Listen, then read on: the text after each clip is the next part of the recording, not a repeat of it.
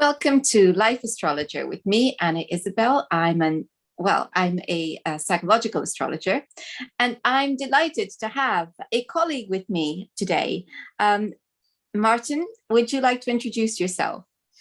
Why? My name is Martin, obviously, Martin Sebastian Moritz.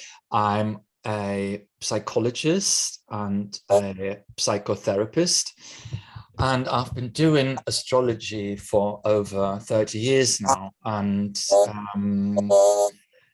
I do psychological astrology, the same as you, and karmic astrology. And yeah, shoot ahead. What else would you like to know?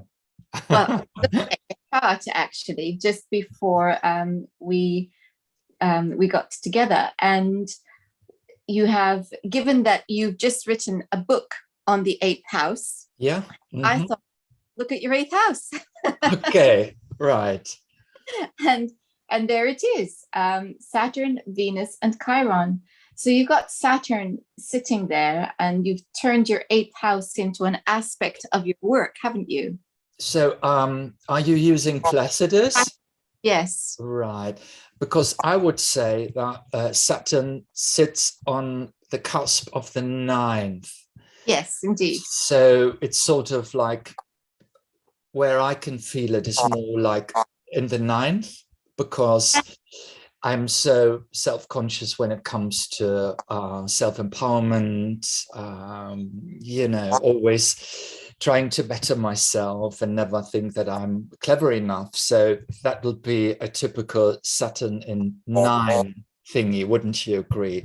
But said that, I mean, the Venus alone, because it's the ruler of the 10th, and as I'm a Sun in Taurus, is absolutely important. So ruler of the 10th in the 8th. So my goal in life, my vocation, if you will, has to be in the bloody 8th house. So there is no escaping, is there? No, there isn't, especially with Chiron sitting there too. And did you notice that Chiron forms a quincunx to my ascendant?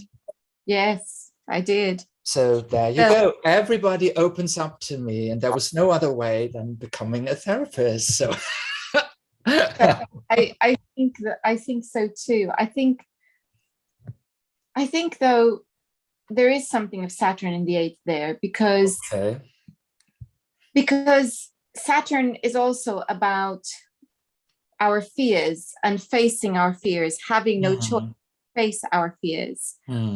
I think having it in the 8th house, you have no choice but to deal with that dark stuff of life as well, and work on it.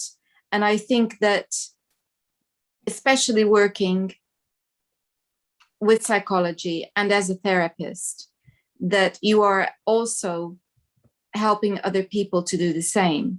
So I think it's, as you say, it's sitting on the cusp. So I think it's straddling both, a foot in each house. That I can see that very much in what you do as well. What do you make of the fact that it's conjunct your North Node? Well, I mean, I have this stellium in Aries, bordering on to Sun in Taurus, 0 degrees. So it's a critical degree, as it were, Sun in on 0 degrees Taurus.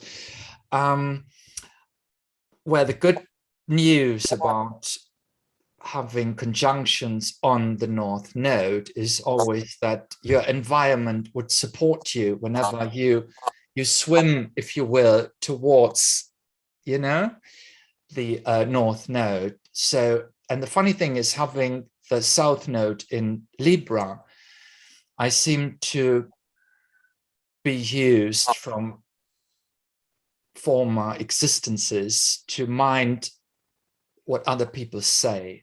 It's all about minding. How do you think about it? How do you think it? And I don't want to trespass, blah, blah, blah. While on the other hand, if you have the North Node in Aries, it's all about me, me, me. And theoretically, you would think like, naughty me, don't be so ego oriented, like this is a very naughty thing to do. And the astonishing thing is that everybody seems to support me whenever I get into that energy, into that Aries energy. And since it's the first sign, it's all about pioneering, daring, and there you go again. So now we circle around the block, because you were talking about fear. And Saturn doesn't sit very easily in Aries, does he? Or is it a she? So what do you reckon? Is it a he or a she, Saturn? Well, I stick to the myth, and according to the myth, it's a he. All right. Let's stick. So Saturn is all about patience, and Aries, it's all about presto, presto, presto. So my challenge in life, and as you can see, I have my Mercury on the apex of a yacht, which is all about being in the wrong place at the wrong time. So you have to readjust all the time, and you have to stay mega alert, because otherwise you get lost. You get absolutely lost. Also, I think since I have quite a lot of Taurus going on also, and Virgo rising and Pluto in the first, this is a sort of counterbalance. So I do have a very, very impatient side to myself, while on the other hand, I can be extremely patient. So it's an odd mix. I have a lot of fire and a lot of earth, and they don't mix well. You know that, of course. And I've just given a talk for John Green at MISWA, talking about singletons in the chart, which is what Eiderman wrote about. So if you only have one planet in air, you know, I have Moon in Aquarius, and one planet in water, I have Neptune in Scorpio. Those seem to be the elements which are more on my focus than those elements of which I have plenty of, you see. So I can juggle with earth and fire. That's all right by now. But water and air still are fascinating to me. And I attract loads of watery and airy people, to be sure. Well, you do have, to aid things with air, you do have, as we've said, a very packed, emphasized 8th house. And you do have Jupiter in the 12th and Neptune in the 4th. So I think that does give you a sort of context to explore water. And that's exactly your work, isn't it? I like that, exploring water. It's a beautiful picture, isn't it? And I don't swim very well, to be sure. So just as I don't like swimming, I don't like diving. I do like snorkeling though, but diving gives me the willies. It's horrible. And swimming, I'm not the best of swimmers, but I'm very, very patient when dealing with my clients, because I don't, you know, there are no taboos, because I have done 10 years of psychodrama. And once you've done psychodrama, there's nothing which can scare you. No, ma'am. So no. And of course, I had to explore all those hidden, if you will, darker, if you will, suppressed, if you will, sides inside of myself, because to become a therapist, you have to be absolutely beware of who you are. Otherwise, you will get caught absolutely unawares, and you have to stay in, you know, like, oh, where am I going now? Oh, I see my dad in here, or I see this and that person, blah, blah, blah. So stay alert, say, okay, this is me, this is them. All right. So, and what do they need from me? What do I see in them?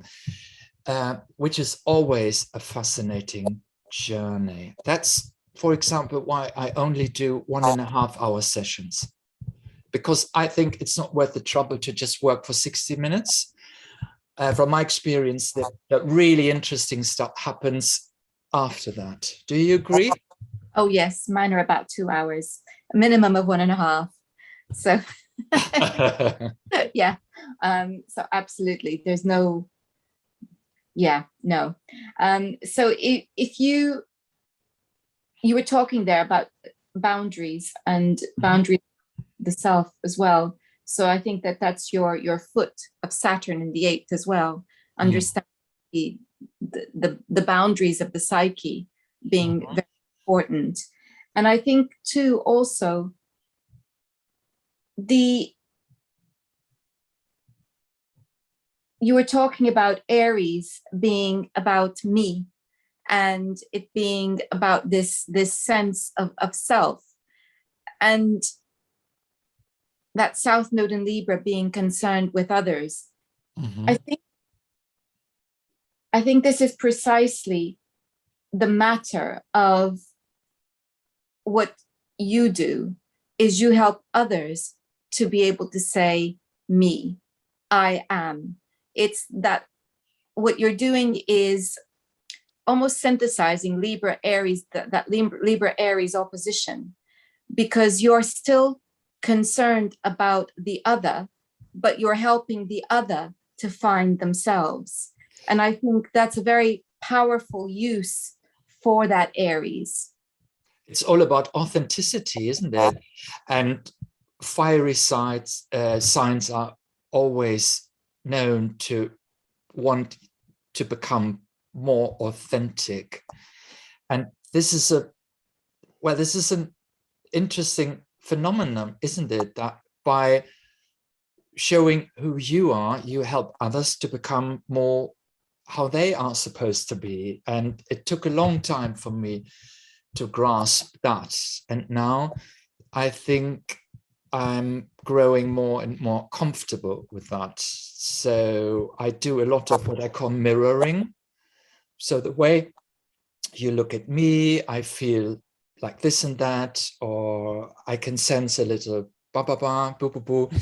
And so you get like the intimacy, because the 8th house is all about intimacy, and the relationship between a client and a therapist is very intimate, which is why it's so important that the therapist is very aware of his power. There we go again, power, 8th house, right?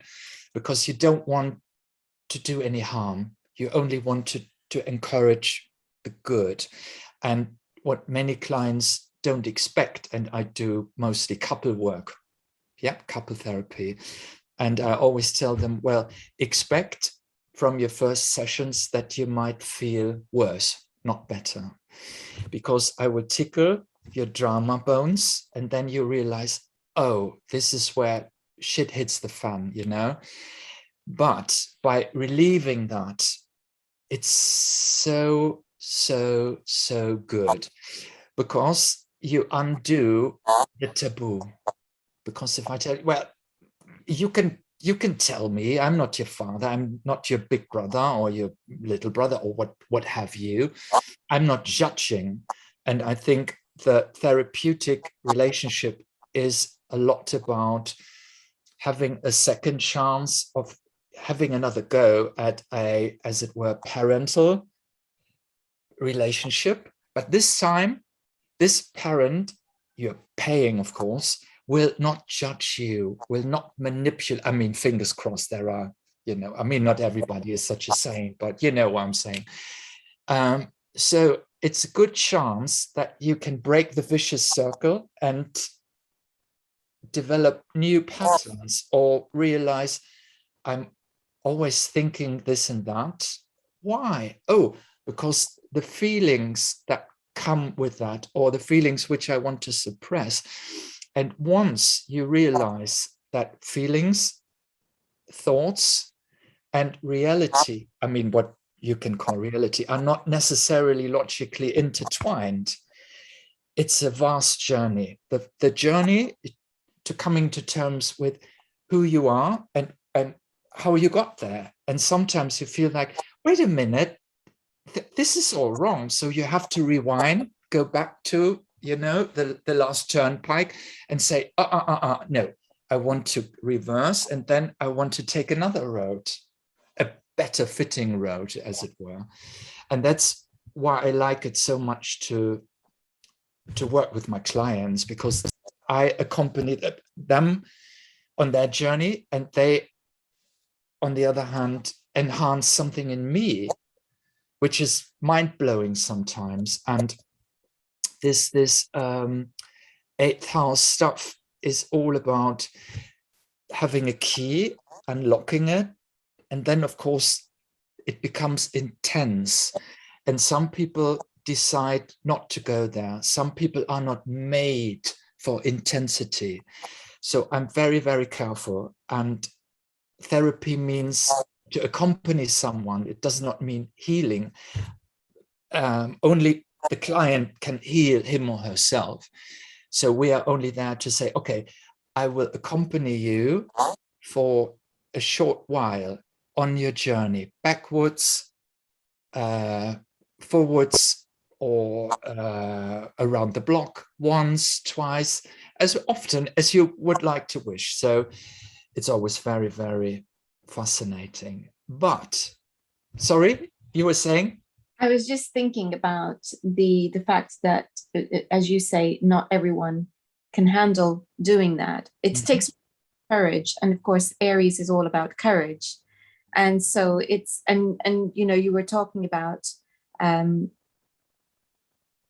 having once you're able to stand and be yourself, how it encourages others. Well, fear is contagious, but so is courage.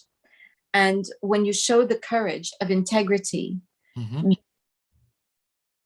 hopefully it inspires others to step up and find the courage to operate and find their own integrity. So this is again that combination of Aries and eighth house, which is very important. And I was also thinking about you doing couples therapy, and Venus is sitting there as well. So it's very much it's descriptive, isn't it, of what you do? You know, you are focusing on Saturn, and maybe that's a clever thing looking at my chart, because I have Saturn sitting on my Venus, which is a very hurtful combination. So it's all about developing self-worth, which is coming to me, well, later in life, which is a gift. And I couldn't see that when I was in my 20s. But now I realize, that's how Saturn works. It's not about, you know, harming Venus.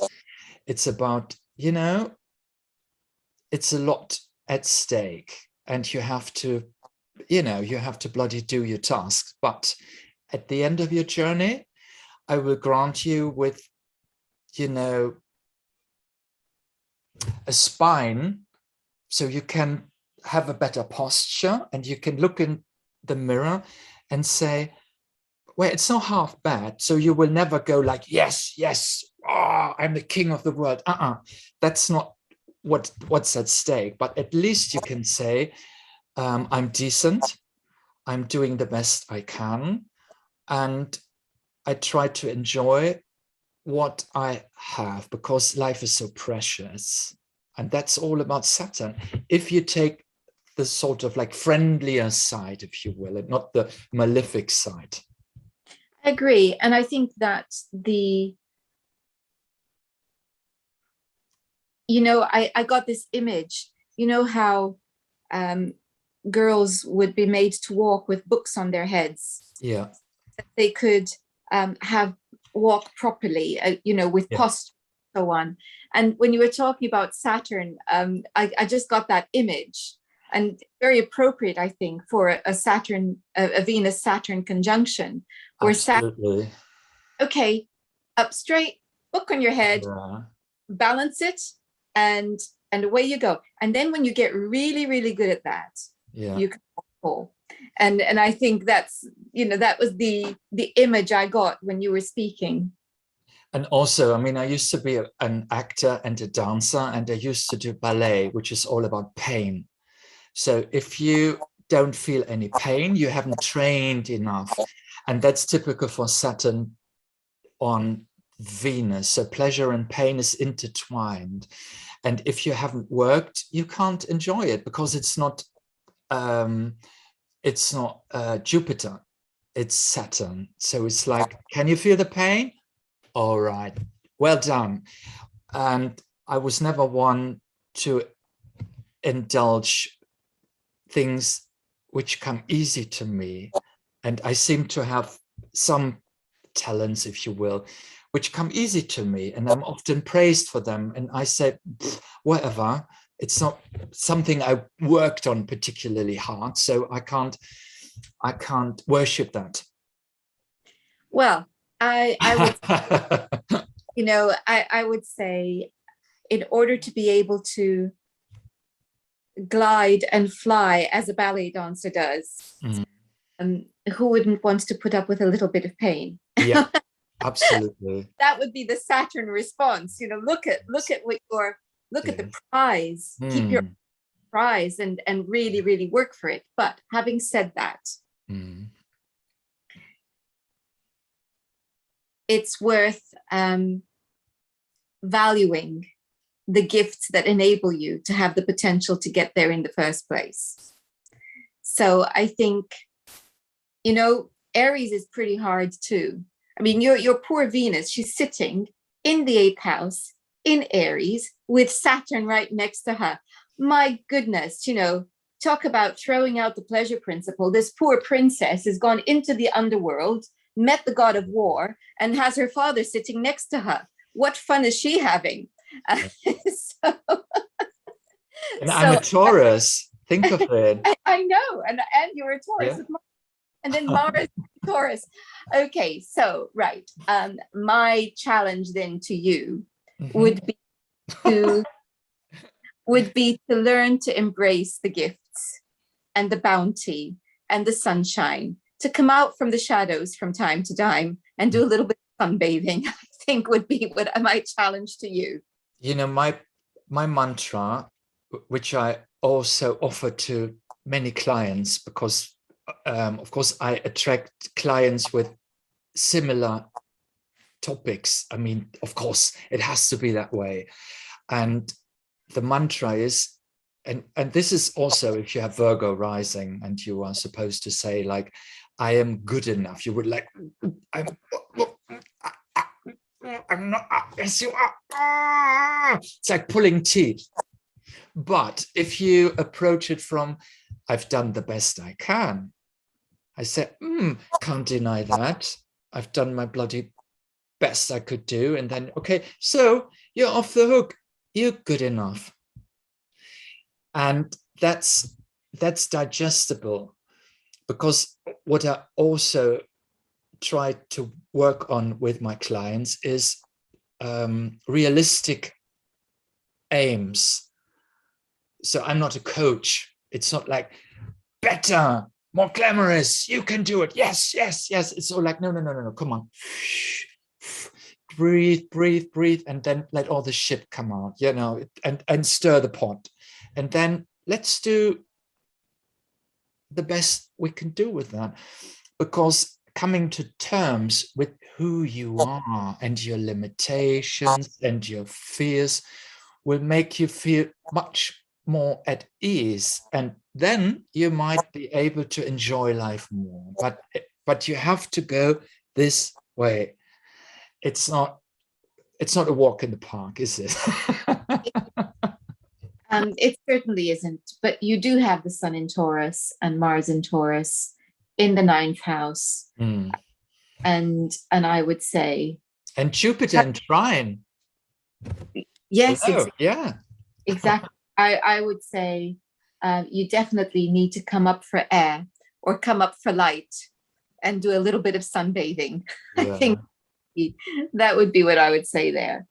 So, well, that's a wonderful insight, I think, into you and why it is that you do what you do, Martin. Thank you so much. You're welcome. And if people would like to contact you, how could they do that?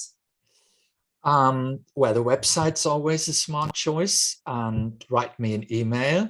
I'll be at the AA conference holding 2 talks, and one will be about the 8th house. Fancy that.